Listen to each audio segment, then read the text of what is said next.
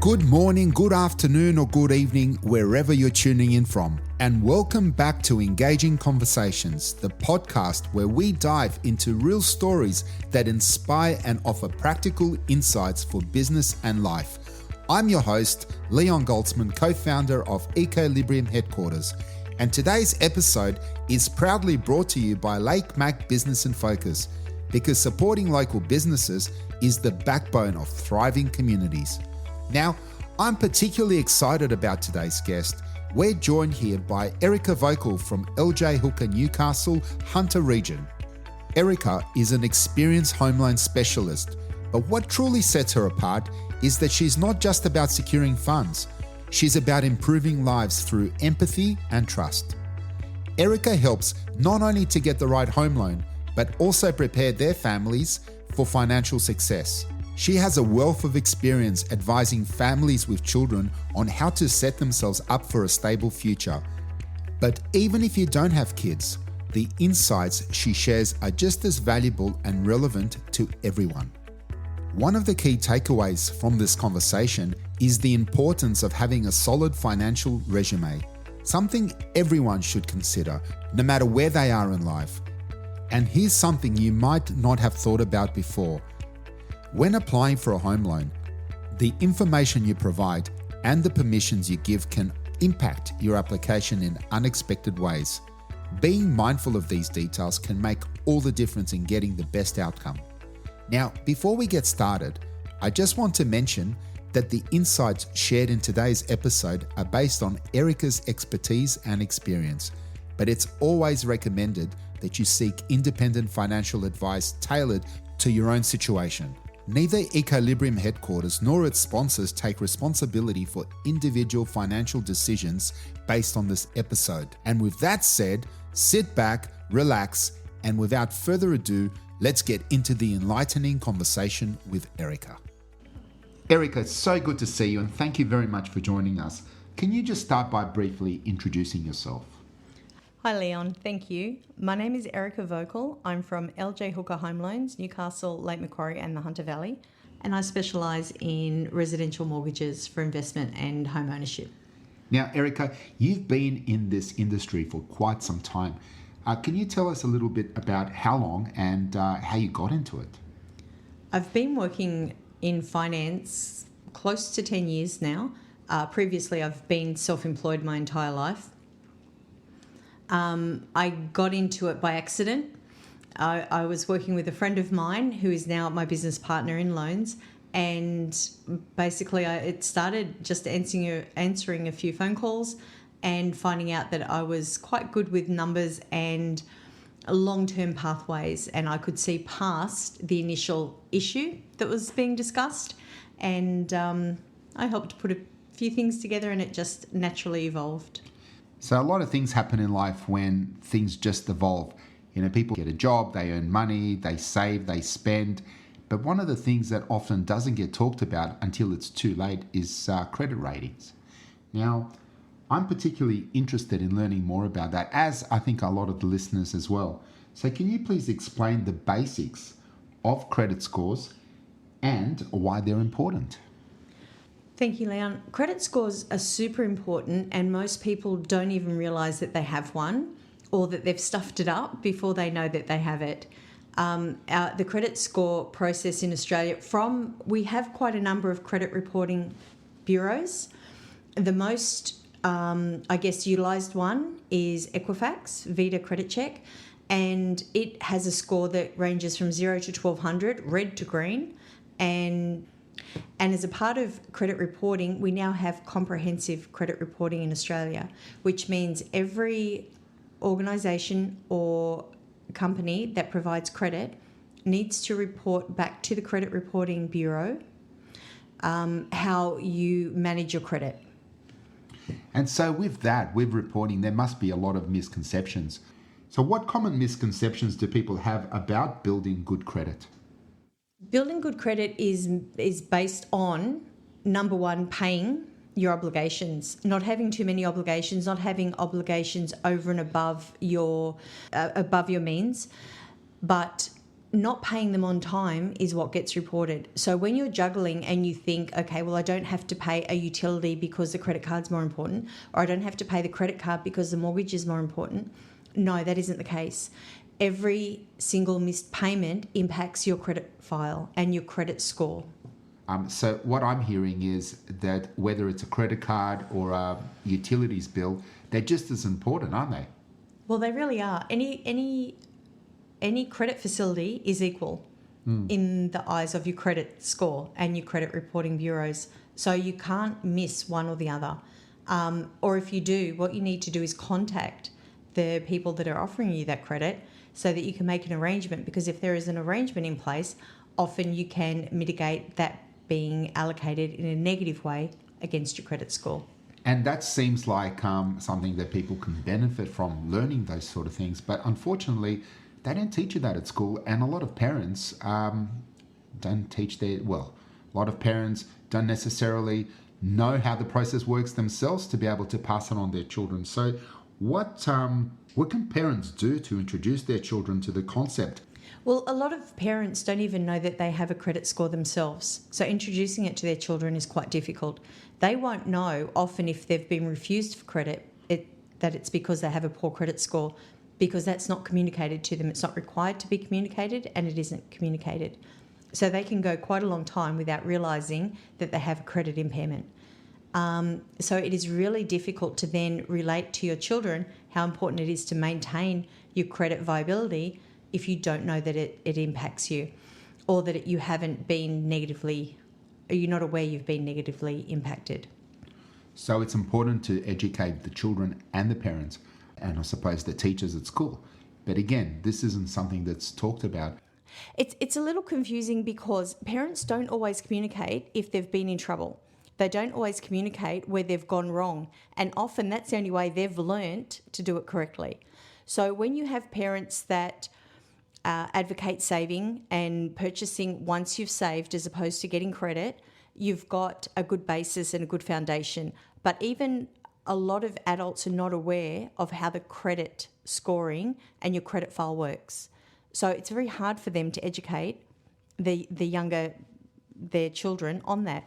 So, and it's also not something that's brought up in schools, because I guess until the children are earning, spending, and on that treadmill where they want something that they can't quite achieve, it doesn't really have any validity for them.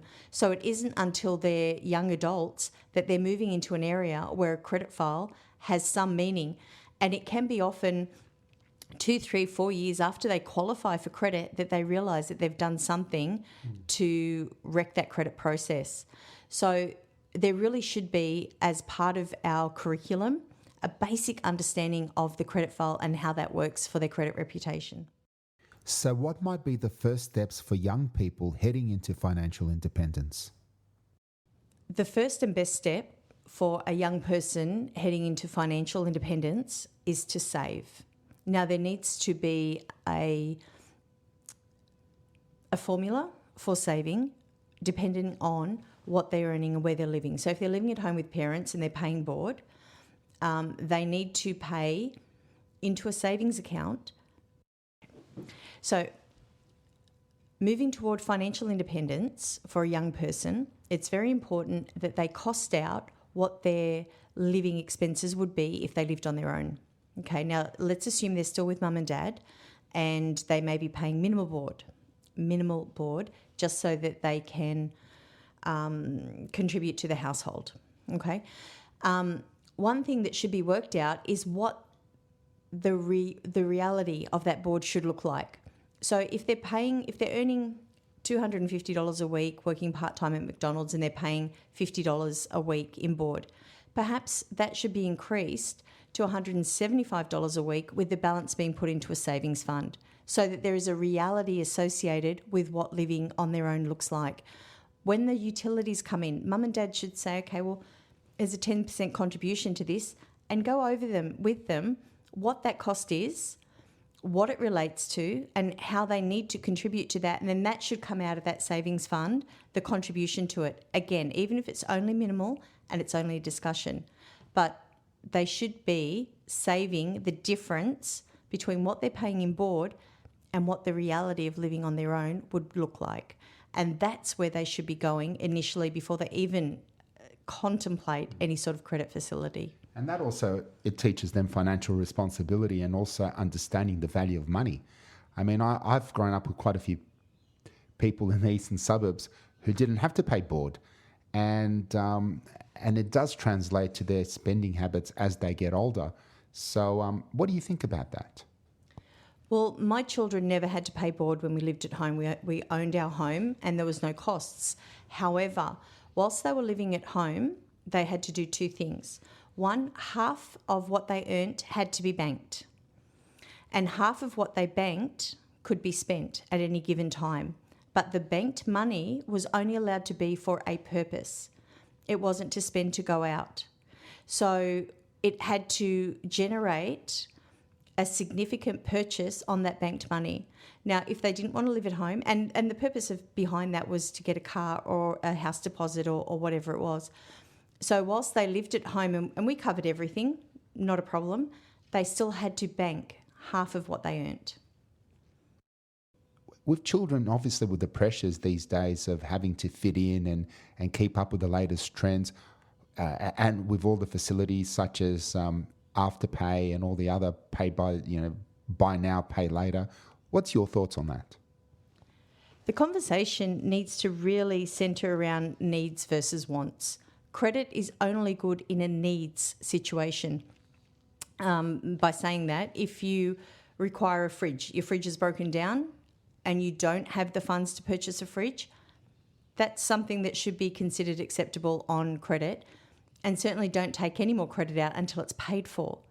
However, if you wanted a fridge with an ice dispenser and a water liquefier and all of those sorts of things, is that actually a need or is that just something you want? If it's something you want, save up and buy it. Sell the old one, add the difference, buy a new one.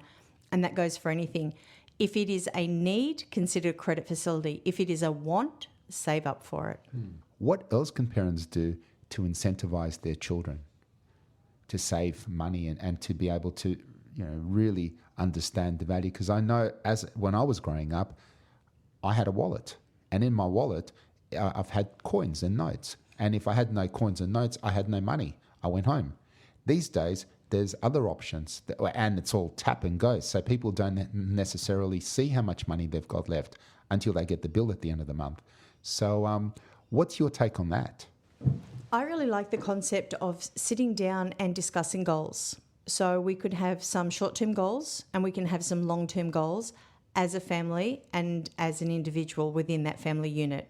So if we're going on a holiday to Disneyland and we're looking at teenagers, let's not look at children 12 and under because, that's not relevant to them. But we're looking at teenagers and we're looking at how they want to spend. Then perhaps we sit down and we have a conversation about what part of that is covered by the parents and what part of that is an add-on or a special or something that's specific to them. And please include their choices and what they want in that conversation, but also let them know that there's a cost to it. For instance, if you want to go out for pizza one night, let's have a conversation about how much that costs and can we do it once a week or once a month? Can we go out and go to a football game, a live football game, how much that will cost, how much the individual tickets are, and what can be contributed to that to ensure that it's a family group and a family outing. So having a budget is essential. I know it's essential in business, it's essential at work, but it's also essential in running a family. Can you tell me your experiences or some of your clients' experiences who have had a good budget and perhaps maybe not so good? What implications has that had? A budget, and everyone hates a budget, but a budget revolves around determining what your UMI is. And your UMI is your unallocated monthly income. Now that needs to be 50% of your generated income. So if when you sit down and work out exactly what it is that you're spending and your life expenses, your living expenses comes to 50, and this is not debt. Let's not talk about debt. Let's talk about living expenses. It should not be more than 50% of your generated income. ever. It should sit around that 35 to 40% mark. That's groceries, utilities, rent, fuel to get to work, etc. Then you add your debt allocation. Now, your debt allocation should not be more than an additional 20% of your income into the home. So if your debt allocation is more than 20% in addition to your living expenses, it's too much. You should not be looking at more than 70% to exist from income that's generated into your home. That's a dual income or a single income family. And a lot of people find that they're hitting 100, 110%, and this is where credit and credit facilities come into play. And that's where you really need to make that determination as to whether that's a need or a want if you're going to utilise the credit facility. So from all the experts out there, and we seem to run into a lot of them, from your taxi drivers to your, your shop owner across the road, how do you know that the person you're talking to actually knows what they're talking about? And to really determine that somebody knows what they're talking about in relation to finance, if it comes from mum's brother's uncle who is a mortgage broker or wants to give you advice, that's not where you need to go. There's Australian professional registries, which is the MFAA, which is the Mortgage and Finance Association of Australia, and the FBAA, which is the Finance Brokers Association of Australia. You need to be accredited with one or both of those, in order to give credit advice. Credit advice is only valid if it comes from somebody who is aware of policies within the banks, so they need to be accredited with individual banks. If they're giving you information from a bank or an affiliation, or information even on your existing credit position, and they are not associated or accredited by those institutions, they've got absolutely no ability to give you that information. It's not valid. There's no substance behind it. They're trying to sell you something. So you're telling me the things I see on Facebook are not true? Absolutely not. There's no information that can be disseminated in a general platform like Facebook or Twitter or any of them that is actually relevant to you. Your independent information comes based on your own individual circumstance. So with all the social media that's going on, a lot of people are getting their information from influencers, from Instagram, from TikTok. I mean, what role has that played, or what influence is that playing on young children? There's a lot more pressure these days put on families and children based on the influences that are online on the social media platforms. There is more availability, I guess, of who has what and what brand they have and how they've achieved that. And you're only seeing on these social media platforms the upside. You're seeing the unboxing. You're seeing the pictures of wearing the brands. You're seeing the pictures of people in the optimal position. You aren't seeing what it takes to get there. You aren't seeing what happens when all of those obligations coincide and they're sitting there trying to figure out what to pay, how to pay it.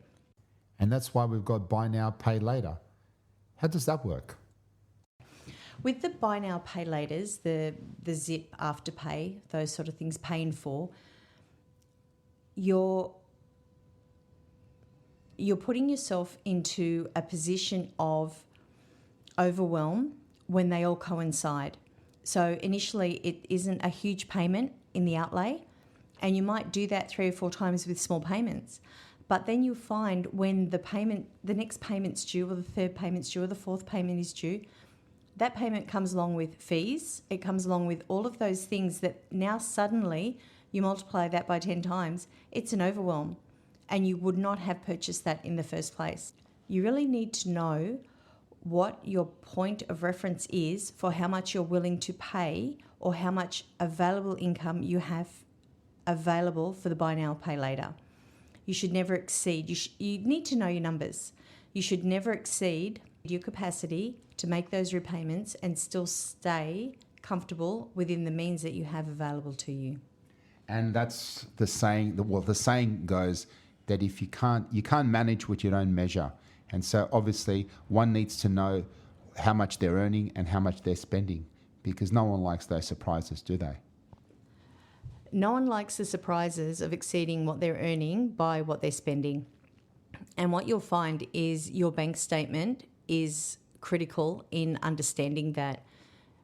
We don't, as a society, maintain, manage, or even look at our bank statements. What we look at is the balance left on our card or our account to spend. Our bank statement is our financial resume. It is equally as important as our professional resume, particularly if you're going to ask a bank for anything at all. The first thing they are going to do is look at how you manage everyday expenses, how you manage your everyday cash flow. And if that isn't managed perfectly, if that isn't managed in a way that shows that you are a person that they want to invest in, that they want to give money to, it's not going to happen. And it's quite important that you don't exceed your limits. It's quite important that there aren't any default repayments. It's quite important that you don't ever exceed your income in your expenses on your transaction accounts. So what is an emergency fund and how does it work? An emergency fund is a critical part of our financial plan, whether it's a business, whether it's a family, or whether it's an individual. You need to ensure that there is 3 months in that emergency fund of your day-to-day living expenses and debt obligations. Let's assume that somebody's out of action, your primary breadwinner is gone. What we need to do is allocate a percentage of our income each week that goes into that, and it's a no-touch savings account. It can be an offset account against a mortgage, so it reduces your interest. It can be a savings, a high-interest savings account, not that there are many of those around at the moment, or it can be a term deposit when it gets to a certain level. Getting bonus interest on that savings account when you don't touch it or you don't withdraw from it is also quite important, and it assists you. However, it needs to be ultimately 3 months worth of your expenses, ideally 6. Wonderful if it was 12, but at a minimum you need 3 months of your living expenses and debt obligations in an emergency fund. And I know you've mentioned in our previous conversations where you actually helped a lot of young people not only achieve an emergency fund, but also get themselves back on their feet. Is that a service that you can provide people with if they wanted to learn more about it? Absolutely. We're looking at doing some workshops in the near future to discuss that very topic and to ensure that, I guess, the youth that haven't been exposed to it within the schools or with parental guidance understand really well. Look, to be honest, I think there is an obligation with employers to disseminate that information down to their staff, because if you have a staff force that is constantly worried about their money or their debts or their repayments, they're not focused on their business. And if they're worried about those sort of things, they're looking for a new job, they're looking for the next pay rise, they're looking for a lot of things that aren't supportive of them being great employees. And so I think there's an obligation there from employers to assist with that. And you did mention employers, so how can local businesses and community organisations support financial education for families?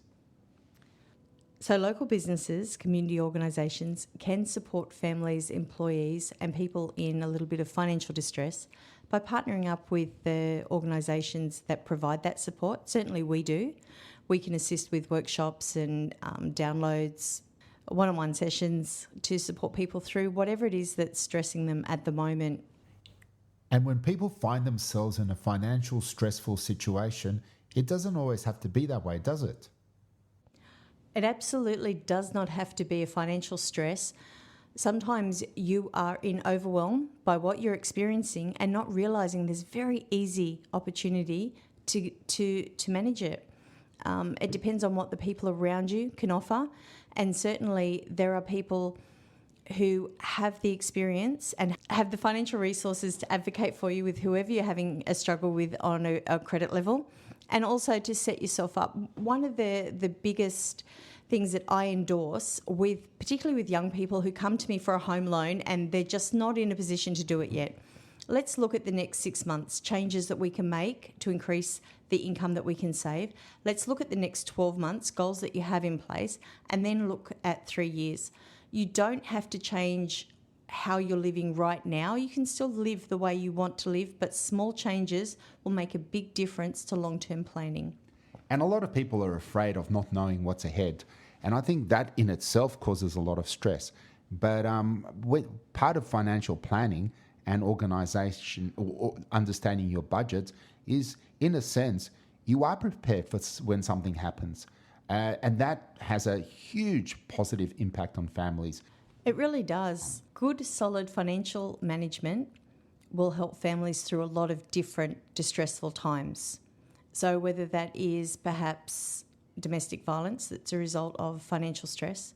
And we're not saying just because you have no money, there's going to be domestic violence, but it certainly is a contributing factor, especially in certain demographics, isn't it? Oh, it absolutely is. Anything that's negative will impact people in different ways. There's a high level of suicide generated from financial distress when that conversation could have easily been had, and it could have averted that, because the overwhelm that a person feels is often easily negated when there's management plan in place and when you can see that there's a pathway that will guide you through the worst part of it. And what are some of the most significant impacts you might have encountered throughout your career? I've experienced throughout the course of my career some pretty significant impacts on what I do and how I do it, and the direction that I now generate my personal priorities.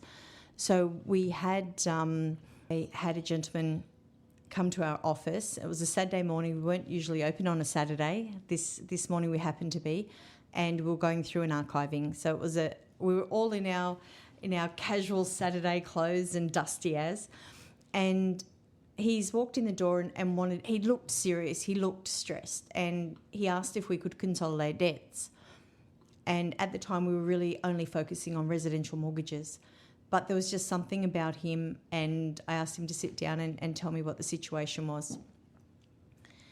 It turned out his son was in such a dire strait with financial overwhelm that he'd found out the night before he was considering suicide. Now, that just, as a parent, broke my heart.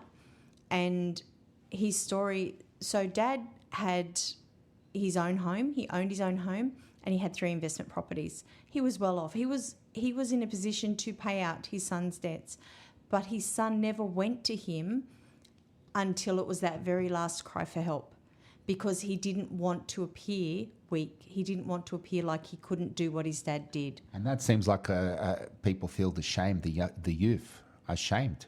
It absolutely was a shameful situation. And again, his dad had struggled before he bought his first home. He had struggled as well, but because that was never communicated, it looked like it had been an easy path. So he told us about his son, and what had happened was he was offered an apprenticeship, and so he was living at home in his first year, and with all this extra money that he had, with no obligations whatsoever, Dad didn't charge board or have a financial commitment agreement, he bought himself a car that was over and above what he should have had, both as a 19-year-old being in control of this very fierce vehicle and on a financial level. And in all fairness, the company should not have ever approved him. Like that was our biggest thing to get him out of the issue when we finally started working with him. However, he got this very high-level loan with high repayments, and while he was living at home, that was fine. But within 12 months, as young lads do, he got himself a girlfriend, and then they decided to move out and move in together. They were both working. So now he has a car with a very high repayment, but he also has a rental obligation, utility obligation, food obligation, none of which he'd had previously. And this was okay, again, for the first 6 months. But then, as happens, they broke up. The lease was in his name, so he had to maintain. She walked away. He has had to now maintain the lease and all the requirements, try and find a flatmate. That didn't go very well. And suddenly there were starting to be missed payments on loans, missed rent. So that goes on ticker, which is a whole other conversation. And then he started to get, and this was over a period of 6 months. It wasn't a short term, but then he started to get repossession notices for the vehicle. So he's given the vehicle back not even considering it, thinking, okay, well, they'll sell it and that'll come off his debt. They sold it for a fraction of what he still owed on it. So now he not only owed the balance, but he also was compounding daily interest because it was default interest on top of what he had. So now his loan was almost double what he purchased the car for physically in the first instance. Now that is one of our big four, a subsidiary of one of the big four, that put this young lad into this situation. And this is where he thought, I can't deal with this anymore. When he found out that was his debt, he just couldn't deal with it. And I think that phone call was to his dad was both a cry for help and a goodbye, because if his dad hadn't have picked up on what was going on, I think that would have been a goodbye call, to be honest. Yeah. And I just dread to think how many other people and families would have been going through the same thing. Yeah, absolutely. Well, when his dad brought this situation to us, I'm like, it's not even a thing. I can fix it up now.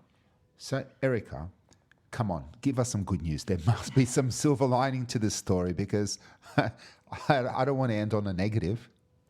No, absolutely. Because debt management is not new and it's not located to one or two people. It is one of the biggest impacts this country has on families.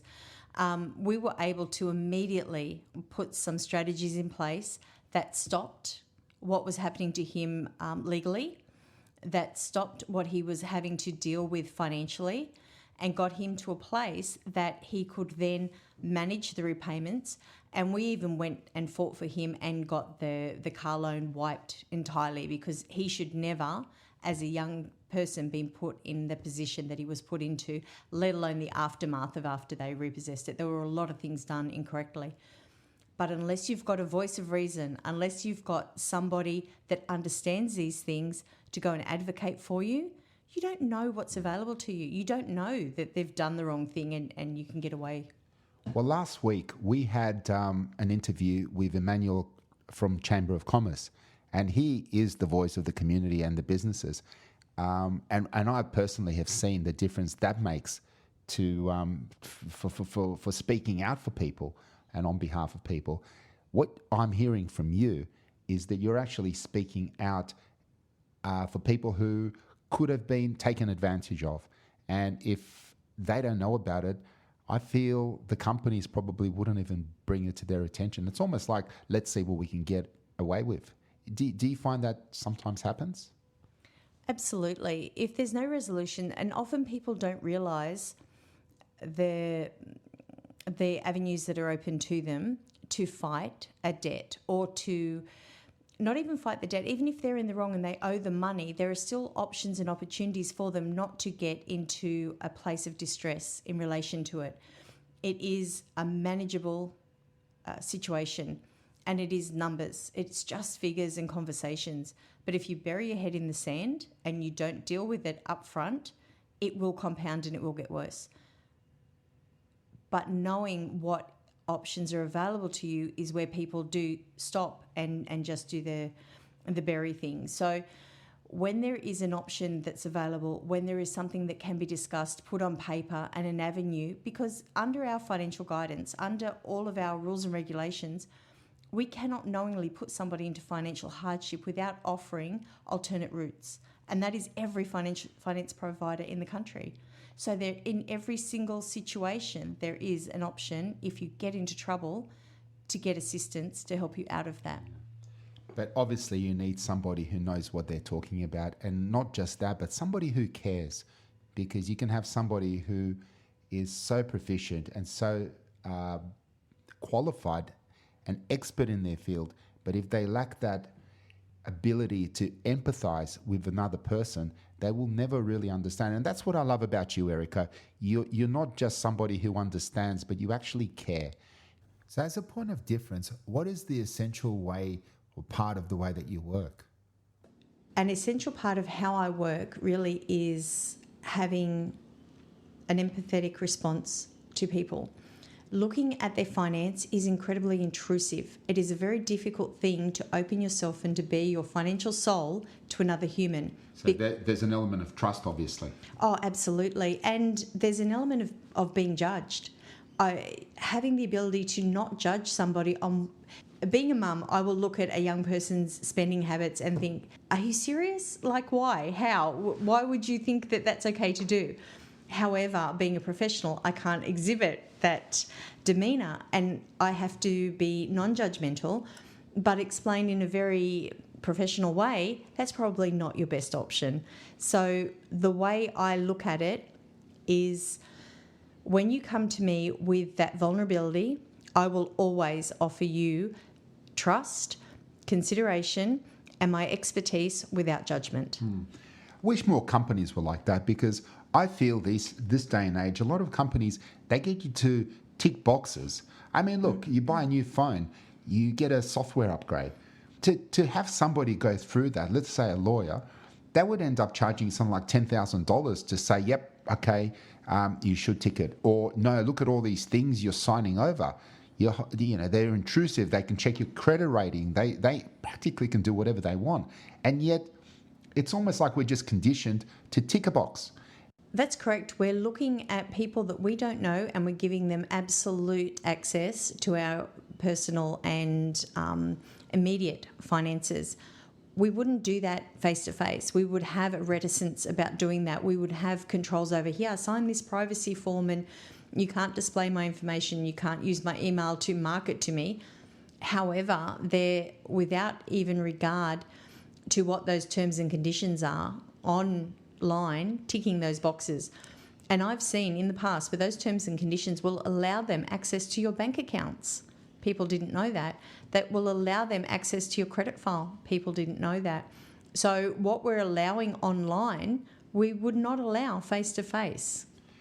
Now, suppose someone does have a good, strong credit record, and yet they still tick the box that allows other people to check their credit file. What could possibly go wrong? Well, we've had an instance, Leon, where one of my clients ticked the box. They didn't take up the finance that was offered to them.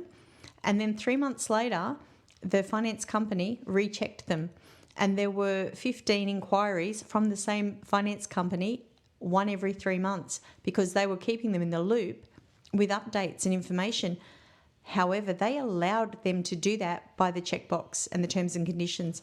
And what that meant was their credit rating went from green 800 down to 500 in red due to the algorithm that looks like they're constantly looking for credit, which means they're cash poor.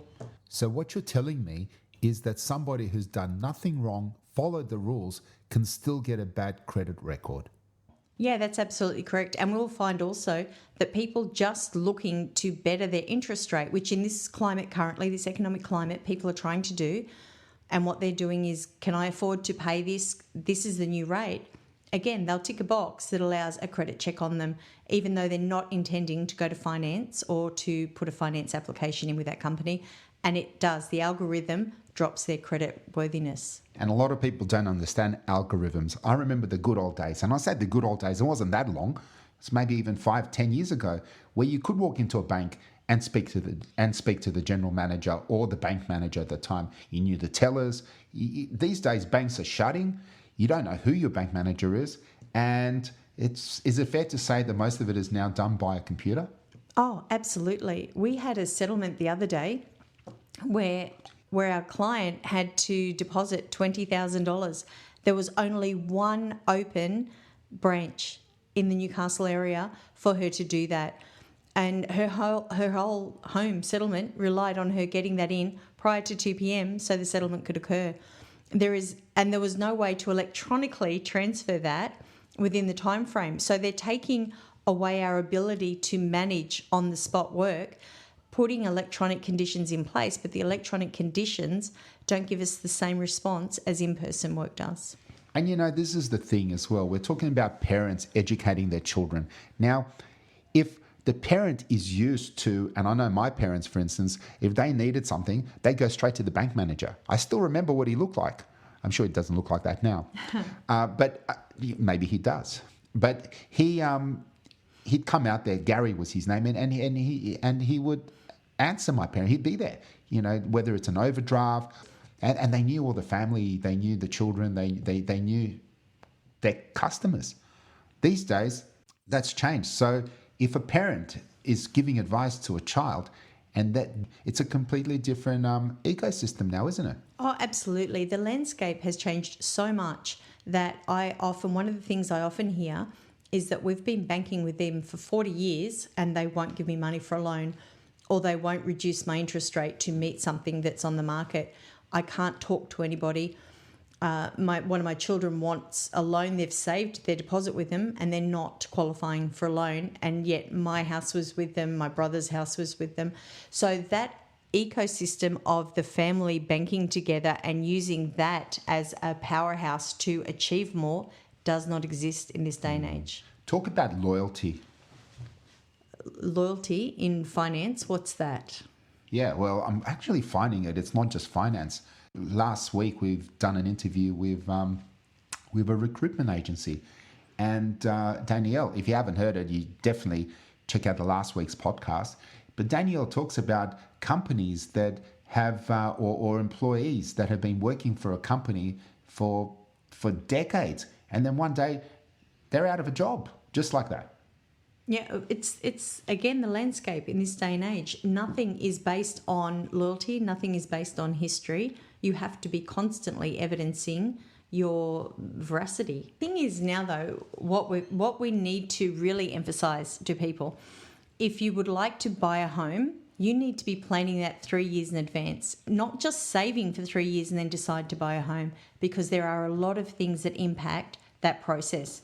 You're trying to convince a lender to give you almost $1 million. Well, that's a huge ask, and you need to prepare for that. And I suppose the best thing that the parents can do for their children, and I know a lot of people, they think, let's keep the children happy, let's buy them an iPad or some tablet or a mobile phone. From my conversation with you, I think the best thing that people can do for their children is to empower them to learn how to save. Oh, absolutely. What they need to do is, if there is a goal like that, if there is a goal like an iPad, work on a savings program, work on a chores program, work on even minus and debit. If they do something incorrect or outside of what they're supposed to, reduce some of the funding, but let that grow and let them achieve that, because it's teaching them a whole lot of lessons. So even before they start work? Oh, absolutely. If you're supplying anything to your children that's of a want nature as opposed to a need nature, negotiate with them, work with them as a partnership to achieve it. Now, I know that you've got a book out there. We're going to talk about that book another time because I'm very excited. I know that as soon as we mention, but do you want to just give us a little hint? So #MoneyPlan is really telling our young sort of school leavers to early adults that there is a credit file out there. It has their name on it and they are stuffing it up before they even know that they have it. It's talking about the basic life lessons. My nephew, for instance, is a whole chapter in the book, and he was looking at purchasing a car. The car yard was offering finance over 7 years. That meant he would have been paying off $35,000 for a $20,000 car. It didn't occur to him to look at it like that. Yet his father told him it was overpriced. His father told him not to do it, but it wasn't until he got information from somebody else that it really hit home that it was the wrong thing to do. Yeah. But how many people actually, with social media being such an influence, do you feel it's a responsibility of businesses, companies and schools to be able to educate their children rather than just the parents? I think it should be a partnership. In the instance of my nephew, his parents are quite successful. They own their own home and they're knowledgeable on finance and they've managed their finance very, very well. However, there is always that disconnect, I guess, between listening to what your parents tell you to do and making your own decision. And often the information that leads up to that decision needs to come from a variety of sources, both your employer, your parents, and reinforced by a third-party expert like a mortgage broker or a finance broker. So what are some of the common misconceptions about credit and debt that you think parents should address with their children? The most common misconceptions that I've seen is that having debt assists you get a home loan. It doesn't. Having revolving debt is not conducive to a home loan application. What you need to do is have a small, manageable debt if you need to have debt at all. The best thing to help you into a home loan, for instance, is savings. It's an adequate savings to show the funder that you can support what you're after. And you need to be saving 10% more than what any repayments or cost for the home will be. As a mother yourself and a recognised financial strategist, how can parents, I mean, you can provide parents with a lot of information that I don't think they're going to get anywhere else. Now, what's the best way for parents who want to do the best for their children and put them on the right path? What is the best way they can contact you? Look, feel free to give me a call anytime. My number is 0428 483 444. That's 0428 483 444. Or email me at newcastlehunter@ljhookerhomeloans.com.au. And even though you're the leading home loan specialist in the area, you don't just do home loans. You obviously help people find their way. Absolutely. We have one of the largest franchises in the country for LJ Hooker Home Loans. We do a lot of development, we do a lot of corporate finance, and we do car loans. So we have an amazing team, and we have a lot of resources, and we have a lot of time to assist anybody with any issues that they have and work out a plan that will really help them. And having a saving also gives people a peace of mind. There's a lot of things. I mean, look, if you're talking to somebody, and sometimes you've got to put yourself in the other person's shoes to really understand their perspective. But if I was a lender and it was my money, I'd want to know that the people I'm giving it to are responsible, obviously have some discipline, are people to some degree of good character that they're going to pay back. A lending body, they look at the same thing, don't they? The lending body will look at what you have on your monthly costs, your monthly expenditures. So your bank statement is your financial resume, essentially, and that's what the bank will look at to decide whether or not you are a person they want to do business with. The same as an employer will look at your resume for a job application. For those people that are listening to our program, are there any local resources or programs that families can access for financial education and support? Businesses, community organisations and families can contact us. We are partnering up with some great groups to deliver some workshops, have some training and some online resources that really specifically outlines solutions for families and for people in financial distress. Well, that in itself is a bit of peace of mind. So if people aren't sure where to start, they can contact you. Absolutely. And it just seems very daunting, finance, if you don't know what you're talking about or if you don't have the right people beside you. Because obviously, from the key takeaway from this conversation as well is you got to teach people young, but also as they get older, they need to be taught as well. So from all parts of life, from all phases and all stages of life, someone like yourself with the expertise and the knowledge can really be of help as well.